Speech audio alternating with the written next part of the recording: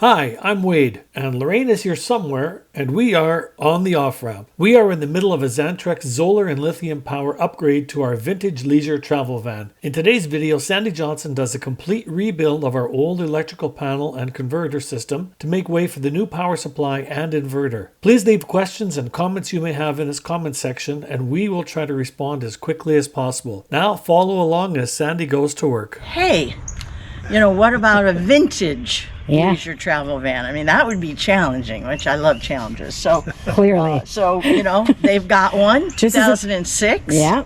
And I sent you guys a message on Messenger, and so anyway, so here we are. Yesterday we did the solar. We put 200 watts of XANTREX half-cut cell flexible solar panels on the Pretty roof. nice. And I think it looks great, it on works, your van, I think, on your roof. Yeah. For this application, it should be good. And that's a better design. The half-cut cells, they're like 20% more efficient, so you should actually get more of a boost of solar, because they'll produce maybe 220 watts instead of 200. So so that's good. So you guys, on a sunny day, you should get about almost 15 amps per hour.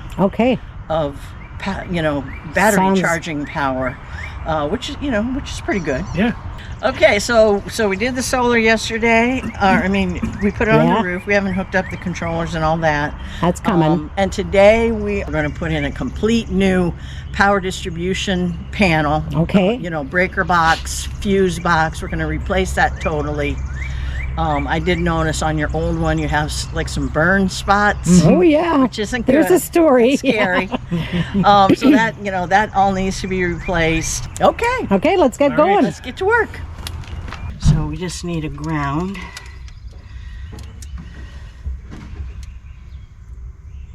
$1336. This is the alternator.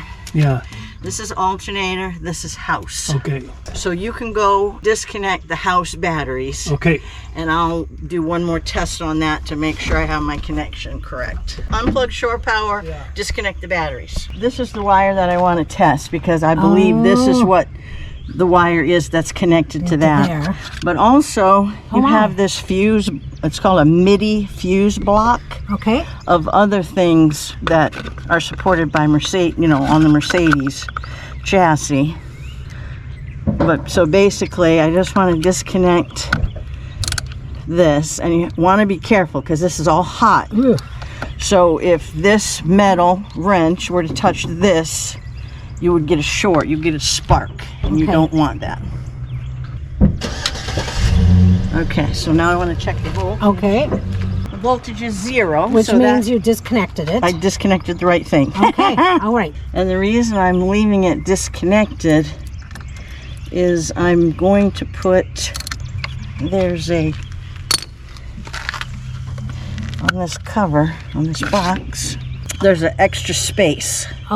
So since this has never been fused from Mercedes, and that's really not the right thing to do, every wire that's connected to power, to a battery, something that's going to produce power, should have a fuse. So I'm going to add a new fuse to that spare location and hook that to that, and then your system will be correct. Right. I think in those days. So it's a 2006. I mean, because even leisure, surprising, they have very little fuses on on the van. So maybe that wasn't what they used to do, but knowing what is right for electrical safety today, we'll add a fuse.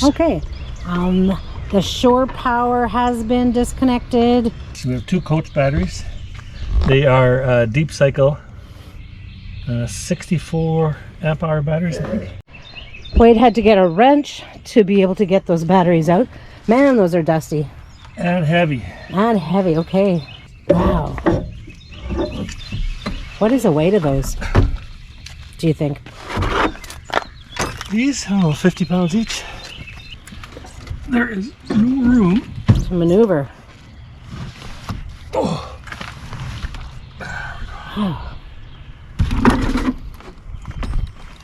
Okay, what we're going to do this morning is we're going to replace this whole box with a nice new one. So first thing I'm going to do is when I remove this, I'll see all the wires. I need to label everything. So, you know, when I disconnect it, I mean, because once you disconnect it, there's no going back. And then I'll transfer all the fuses, you know, just do one thing at a time, slowly. I'll be putting on a new auto reset switch. Well, it's not a reset switch, it's a breaker. They call it a circuit breaker. But what it does is when it trips, when the trip goes away, it will auto reset itself. So if you put this in line with your main connection, then if something were to happen, this would trip first, which would keep you from blowing all of the other every fuses. Okay, so I'm going to label every one of these so I can keep track. So the air conditioner wire in this thing was in pretty rough shape. About 5 years ago, Wade and I had some kind of melting moment in here where we went, oh, that doesn't smell good. And then we turned off the air conditioner and had a friend kind of do some workarounds in here, which, you know, Sandy's had some issues with. Now, what did you do with that air conditioner wire to make it a little safer? Oh, I wrapped it with electrical tape because actually bare wire was showing. Oh my. I guess it had been tapping against this metal. Oh my goodness. And the breaker never tripped. Okay, we've labeled one side and Sandy's taken some off and fixed a few and you name it. And now she's working on the other side, removing that. And we're going to label those as well. This is the 12 volt side. This is the 120 side. And the new bus bar has the same idea, right? Yeah. It's, you know, you can see it's a lot bigger. Oh, yeah. A lot more heavy duty, but not metal. Everything's labeled and disconnected, which means Sandy feels like she can yank that box out now. Okay, so that's one side. Okay, so I used a screwdriver to pop all these out. Yeah, they hold the wire. Okay. And then you can just slide everything out. Hold. Yeah, you wiggled it through. Voila! Voila! So that's the 12 volt side. That's the fan there. Okay. Well, that's for the converter. These boxes have, I don't know, it's like a brick and it converts. Oh, okay. It's a power pack or something that converts 120 into 12 volt, and that gets hot. That you know, it's like that little inverter thing you have up there. Yeah, it gets hot. Yeah, it has so a fan these too. fans come on automatically to dissipate the heat. But nobody does that anymore. They just use the you know, you just use batteries. There's all the other wires. This is all the 120. All right. Okay. Okay. Now I've got to figure out this automatic transfer switch. Okay, this is the automatic transfer switch, which selects whether if you're on shore power, it goes, you know, one way to supply the coach with shore power, and then if shore power was off and you started the generator, then the switch switches to the generator, you know, to supply 120 power to the coach. Do you want those two screws that are in here or no? No. Okay. There's nothing in there we need. Oh, that's why it's labeled. That's what you meant by labeled Canada. That green tape. Yeah. So that, I mean, that compared... Show that other side of it, Wade. That compared to this is the beast that would... No, show this front of it. Feel the difference in... That was the front of it. Feel the difference in weight. Oh, yeah. Oh, my goodness. Fuel mileage will improve already. Wow, we'll be able to bring extra... We'll be able to bring extra Coca-Cola for you. Look at this piece. Oh, that's the piece that was zinged. I was going to say, whatever singed out. Burnt. Yeah, that's definitely some scary the battery feed coming in, So, yeah, this is the positive and negative, so that something was going on there. Oh, yeah, look at this. It got burnt on the back here. So Sandy's going to keep the automatic transfer switch was there, but it will need to have a cover on the front of it because it was attached to the old big beast that we took out. I'll have to make a cover because see how nice and clean it is on inside. the inside. We want to keep it that way. Right. Okay. But we will reuse and there is lots of years of dust in that box as well. It's Lorraine's starting to get down and dirty. I wasn't planning to get dirty. I haven't so far, so I feel like... So this is the extension for shore power, and then it is going through that old control box. Yeah, this is the automatic transfer switch. Yeah. But I don't know how much I'll need. I use some Wago connectors. They're lever connectors. They're really good. And I always wrap them in electrical tape for vibration. Okay, let's go. All right, so now I made this nice little cover. Yes, wow. Automatic transfer switch. We got your wires coming out. I've used Wago connectors, lever connectors to attach Amazing. some additional wire because I don't know how long I'll need for the breaker box. And that's not something you expected to do today. no. In the whole switchover, this was a little bit of a surprise for you. Well, we've had lots of surprises. But, you know, that's how it is on these older rigs. You wanted to try it on an older rig. It's a challenge. Yeah, I wanted a challenge. I got it. We're here for you. All right. Okay, that looks good. Yeah, thanks. Okay. You can see we pulled the wire through there. And this is number 10. It's 10-2 with ground Romex wire, solid core wire. So we've pulled it from where the breaker box is going to be through the water heater area. Anyway, so this is we're going to be putting 2 new 30 amp breakers, and this will send the power in and out of the inverter when you're on shore power, and it will use this to create 120 residential power from the battery when you're using the inverter alone. So we'll run that in the breaker box so we can use the inverter and the battery to supply residential shore power. When we're not on shore power, we don't want to run the noisy generator. Okay, so now I'm ready to start hooking all this stuff back up.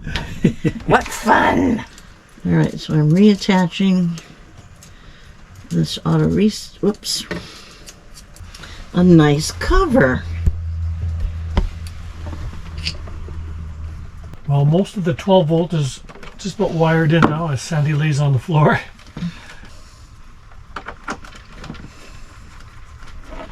Okay, our 12 volt side is done. All of our circuits are back in place, nice and tidy. Now it's time to start the 120 side. Okay, I think we are ready to screw in. And then once we get all this secure, okay, we are about to get this installed. Okay, Sandy's working on putting on the breakers. She's labeled them.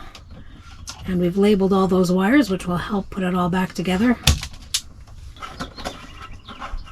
So you have to put what's going to be on what I call the shore power side versus what can be powered by the inverter, which will be all your outlets for sure. It's funny, somewhere in all the labeling and everything, I don't recall us ever talking about the microwave. Right, now, oh yeah, we should talk about that. Okay, the refrigerator stays on. Now, do you want, the inverter will run the microwave if you want to be able to run the microwave off the battery. Okay, might as well if it's there. Okay. Yeah. Yeah. Now, you have a switch where Yes. you go heater or Microwave. right. Now, do you run, when you're boondocking, do you run your water heater on propane? We generally do, yes. Okay, all right. Yeah. Because otherwise, if you weren't, then when you switched it over, it Yeah. would run on battery, which it could run on the battery, but it will use a lot. Yeah, we prefer not to. I think we don't mind using, since the propane is one of our sources of energy, we tend to use that for our water. Okay, so this is the breaker where the shore power, main shore power comes in.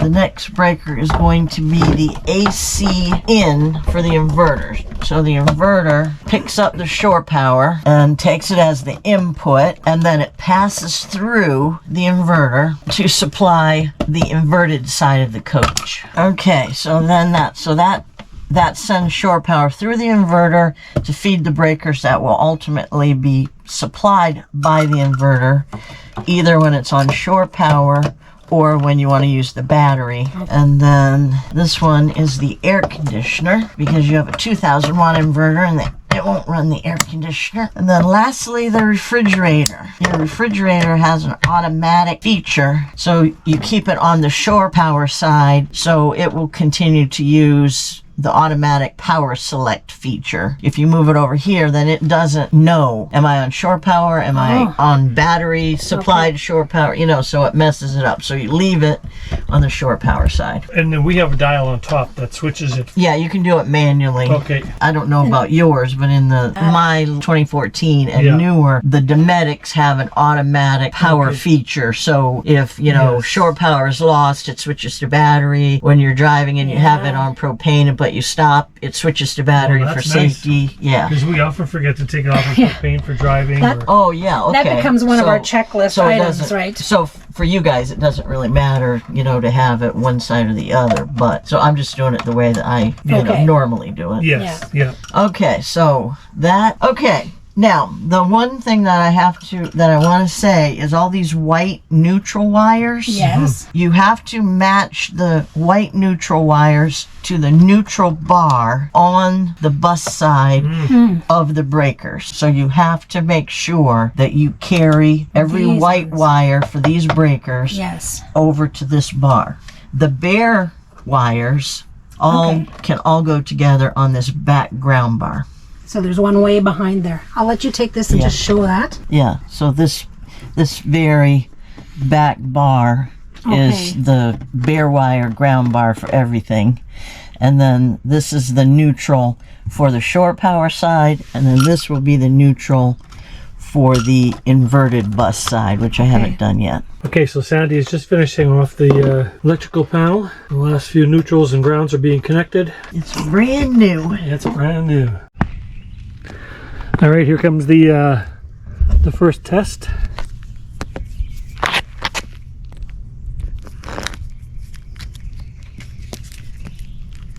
It's plugged in, and we'll let Sandy flip it on one breaker at a time. We're plugged in, ready to go. Okay, well we're not worried about the refrigerator, the air conditioner, any of that. Right. All right, so I'm going to turn on the shore power. Okay, so now the shore power breaker, it just essentially lets the power come to the board. When you turn the shore power on, you know, you're plugged in. Either generator or shore power comes through this main breaker. All right. And this main breaker feeds everything this way. Okay. This is one bus. All right. Then there's a new 30 amp breaker over here. It's called, for the inverter, AC out, because shore power passes through the inverter. So the inverter picks it up as an input on the shore power bus, and then it passes it through to feed this bus, which is the inverted bus. All right. Okay, so the panel's done. All the breakers. Oh, isn't that pretty?